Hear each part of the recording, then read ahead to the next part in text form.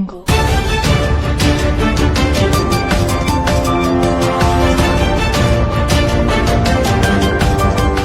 नमस्कार, मैं अजीत सिंह।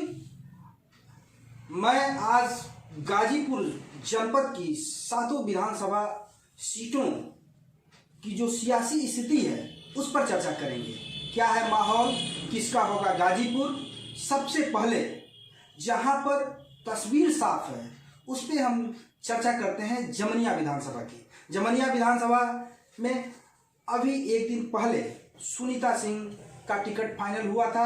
उससे एक दिन पहले पूर्व मंत्री ओम प्रकाश सिंह का।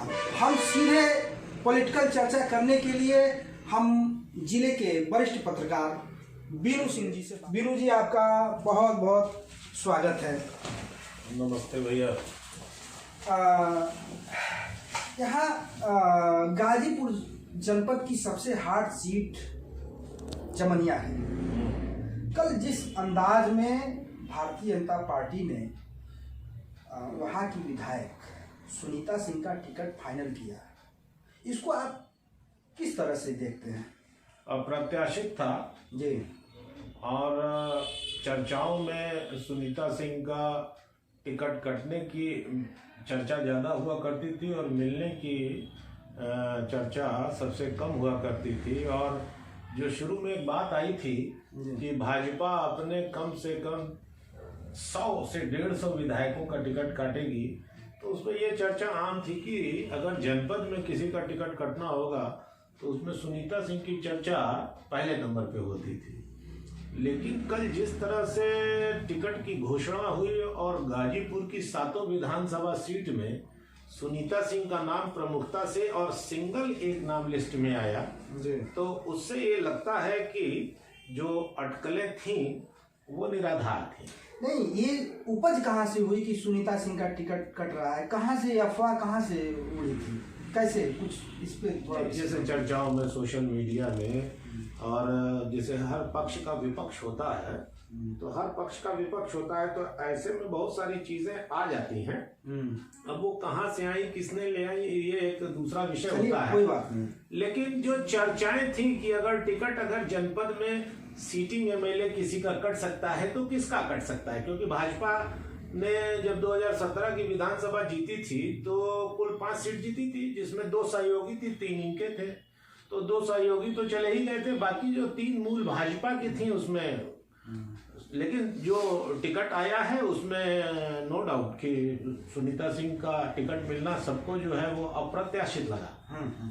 और सुनीता सिंह का ये रहा, एक दिन पहले समाजवादी पार्टी के राष्ट्रीय अध्यक्ष अखिलेश जी ने जमनिया से ओम प्रकाश और जमीपुर से डॉक्टर वीरेंद्र का टिकट फाइनल किया। तो इसको आप एक तरह से देखा जाए कि कहीं न कहीं आज भी ओम प्रकाश सिंह का समाजवादी पार्टी में वो कद है जो पहले हुआ करता था। बीच बीच में यह भी चर्चा हुई कि अखिलेश जी नाराज हैं और चेयरमैनी चुनाव में जिस तरीके से पार्टी प्रत्याशी की मदद करनी चाहिए वह नहीं हुई। दोनों लोगों के आरोप लगते हैं।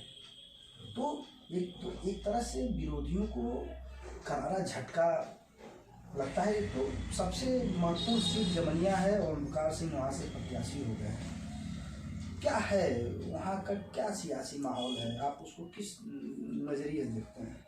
देखिए, जमनिया की अगर बात कर रहे हैं आप, तो जमनिया का जब भी नाम आता है ना, तो ओम प्रकाश सिंह का नाम राजनीतिक गलियारों में बड़ी प्रमुखता से आता है। जब जमानिया का ज्यादातर हिस्सा दिलदार नगर के नाम से हुआ करता था और तब से लेकर अब तक ओम प्रकाश सिंह जो हैं वो 5 बार विधायक रहे, गाजीपुर के 1 बार सांसद रहे, तो एक बड़ा नाम है। 2 बार केंद्रीय कैबिनेट मिनिस्टर रहे हैं। तो ऐसे में सियासी गलियारों में कोई भी व्यक्ति लड़ता है तो अपरोक्ष रूप से वो ओम प्रकाश सिंह से ही लड़ता है। लेकिन 2017 के चुनाव में कुछ राजनीतिक चीज़ें इस तरह के थे, उलटफेर ऐसे हुए कि वो तीसरे नंबर पर चले गए और सुनीता सिंह 1 नंबर पर गई। और सुनीता सिंह पहली बार वहाँ से किस्मत आजमा रही थी और मुझे लगता है कि उनके पति परीक्षित सिंह जी एक बार लड़े थे और दूसरी बार ये लड़ी थी जो गहमर क्षेत्र से आती है और गहमर राजपूतों का एक बहुत बड़ा बेल्ट है जी। तो वहाँ से उन्होंने बहुत अच्छी लीड ली थी। और अगर आप ओम प्रकाश सिंह की बात करते हैं तो ओम प्रकाश सिंह से उस वक्त जो है एक खास वर्ग नाराज था जिसका कि खामियाजा उन्होंने भुगता और वो तीसरे नंबर पर चले गए। लेकिन इस बार की अगर सियासी रणनीति में आप देखेंगे तो जिस तरह से सुनीता सिंह का टिकट आया उसके ठीक 1 दिन पहले ओम प्रकाश सिंह का टिकट भी उसी अंदाज में सपा सुप्रीमो ने जारी किया। तो मुझे लगता है कि कहीं न कहीं ओम प्रकाश सिंह जो चुनाव में इस बार आए हैं वो बहुत ही दमदारी से चुनाव लड़ने के उनकी जो है प्रयास है और उनकी तैयारी भी है। मैं आपको वहाँ का जातिगत आंकड़ा बता देना चाहता हूँ कि वहाँ पे करीब 70 से 75 हज़ार, वैसे तो 91,000 कहते हैं, लेकिन जो वहाँ के जो प्रत्याशी हैं वो कहते हैं कि 70 से 75 हज़ार मुसलमान हैं और 60 से 65 हज़ार दलित हैं और 40 से 45 हज़ार यादव हैं और 45-50 के करीब कुशवाहा हैं, 15 से 20 हज़ार वहाँ पे ब्राह्मण हैं और 35 से 40 हज़ार राजपूत हैं। भूमियार भी कम से कम 15 से 20 हज़ार हैं। तो जो ये जातिगत आंकड़ा है जो मुसलमान हैं, यादव हैं, जो मुसलमानों का वोट है यही वहाँ का किंग मेकर है। आपने यादवों का कितना बताया? 40 से 45। देखिए, जमानिया विधानसभा की अगर आप बात कर रहे हैं तो गाजीपुर की 7 सीटों में मुस्लिम बाहुल्य सीट के रूप में उसका नाम आता है। और जैसा कि आपने कहा, हमसे भी लोगों से चर्चा हुई तो 65 से लेके 95,000 तक का वेरिएशन वोटों का बताया लोगों ने। मुसलमान जी। उसके बाद उस क्षेत्र में बताया जाता है कि यादव और कुशवाहा लगभग बराबर है और थोड़ा सा ही कम हरिजन जाति के लोग हैं। और उसके बाद राजपूतों का नंबर आता है।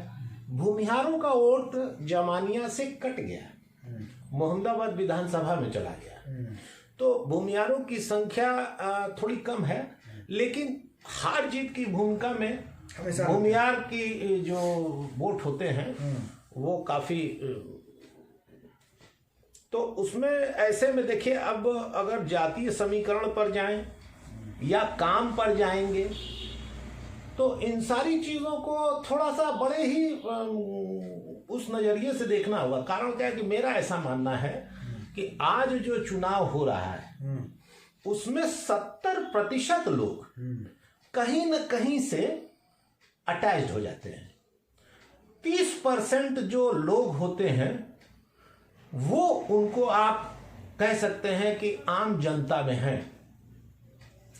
अब उन 30% लोगों में 70% वो हैं जिनको कि हम अंतिम कतार का मानते हैं, जिनके लिए सारी योजनाएं बनती हैं और उन तक अंत तक नहीं पहुंच पाती, जिनकी कि हम लोग समाचार पत्रों में जिनके की बेहाली पे खबर छापते हैं। तो अब वो वोट जो होता है वो अक्सर एंटी कॉम्बियंसी का शिकार रहता है। तो ऐसे में बहुत सारी चीजें अभी सामने आनी है, क्योंकि देखिए अभी जमानिया में अगर आप बात करेंगे तो मुस्लिम बाहुल्य जो क्षेत्र है उसका अगर आप रिकॉर्ड उठा के देखेंगे तो बसपा भी वहां पे बहुत अच्छा परफॉर्मेंस करती है।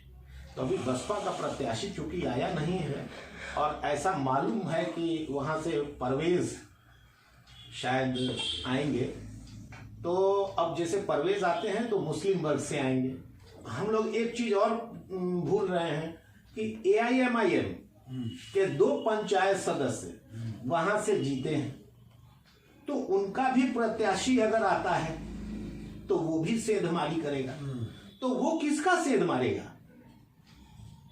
ये भी देखने की बात है। बाबू सिंह कुशवाहा का असर भी जमानिया क्षेत्र में कुशवाहों पर है, तो अगर मान लीजिए कि बाबू सिंह कुशवाहा का भी अगर असर आया और ओवैसी के साथ आते हैं, तो आप कहीं से इस तरह से उसको जोड़िए कि MIM का जो प्रत्याशी अगर आया तो उधर अगर जातिगत अगर आंकड़ा अगर जोड़िएगा चर्चा करने में, तो मुझको लगता है कि कुशवाहों के वोट में भी सेंधमारी हो जाएगी।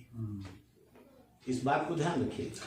एक देखा जाए कि जिस तरह से पूर्व मंत्री और सपा के प्रत्याशी का जो बयान आ रहा है, कहीं कहीं आक्रोश है, सत्ता के लिए अकुलाहट है, सत्ता के नज़दीक, चूँकि अपने लोगों को जिस ढंग से उन्होंने मदद किया, सब कुछ किया है, और क्या लगता है कि वो 2017 का बदला ले पाएंगे?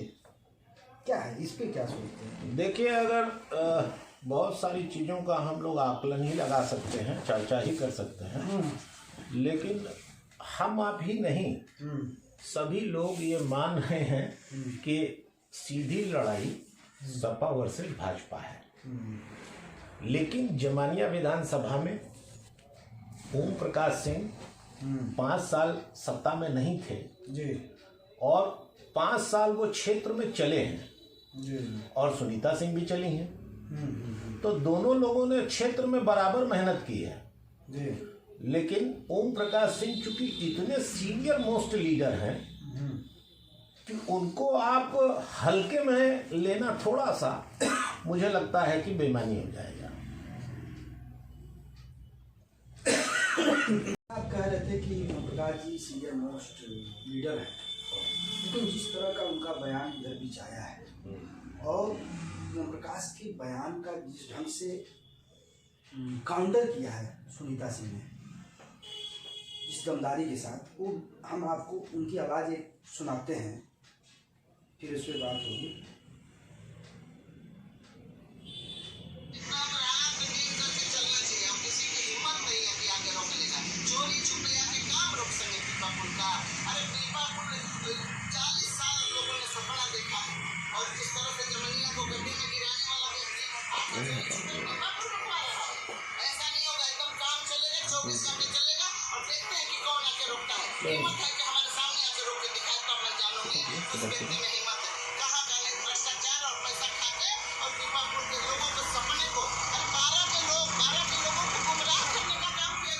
एक इस तरह के वीडियो आए थे, जैसा कि सुनीता ने आरोप लगाया था कि 12 के पीपा पुल को रोकने के लिए वो गए थे कि काम ना हो।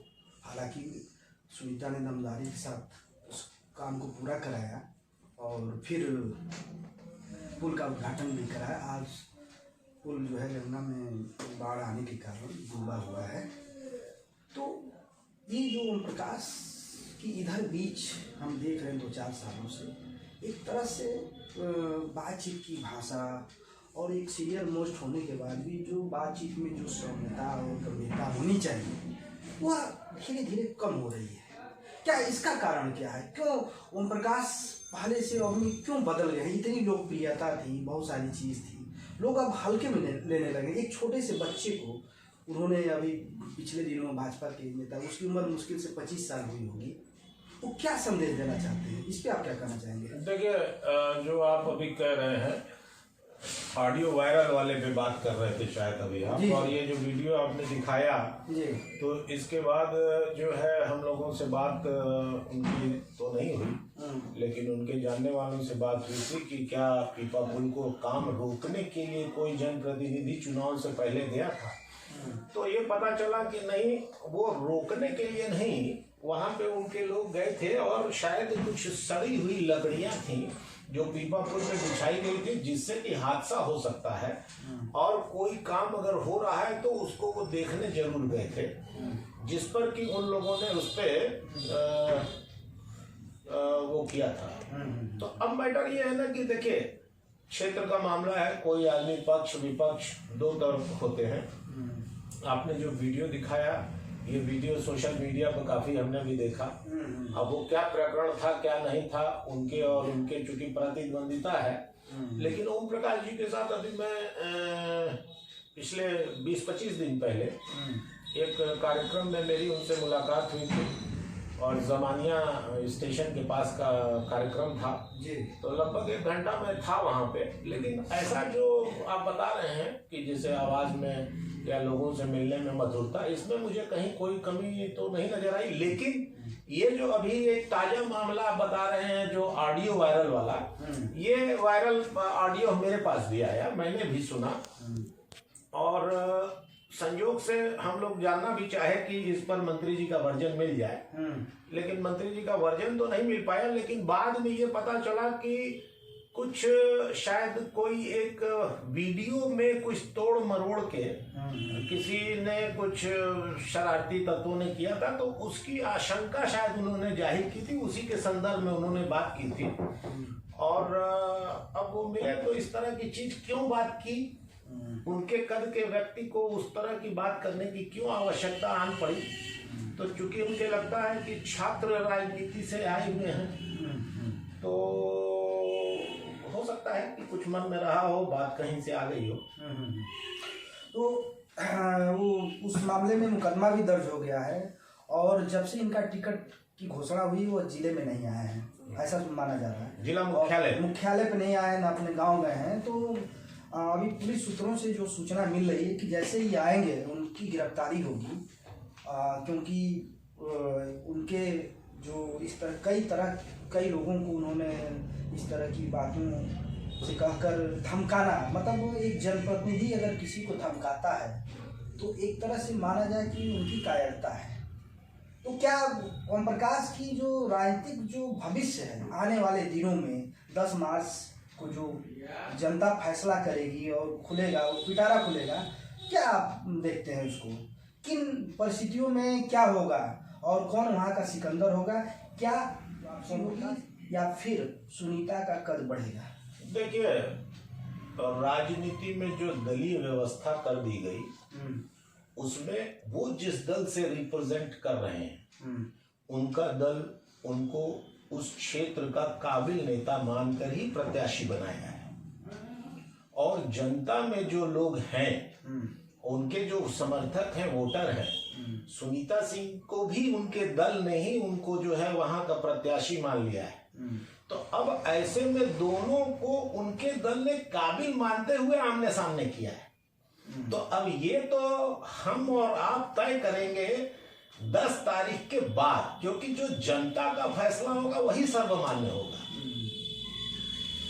चलिए, बहुत धन्यवाद। हमारे साथ गाजीपुर के वरिष्ठ पत्रकार मीनू सिंह जी थे। और भी विधानसभाओं की हम चर्चा करेंगे, क्योंकि और जगहों पे प्रत्याशी की घोषणा नहीं हुई है। अगला हम लोगों का नंबर होगा जंगीपुर में अभी तक भाजपा का प्रत्याशी नहीं आया है। मैं समझता हूं कि गाजीपुर में 1-2 दिन के भीतर तस्वीर साफ होगी।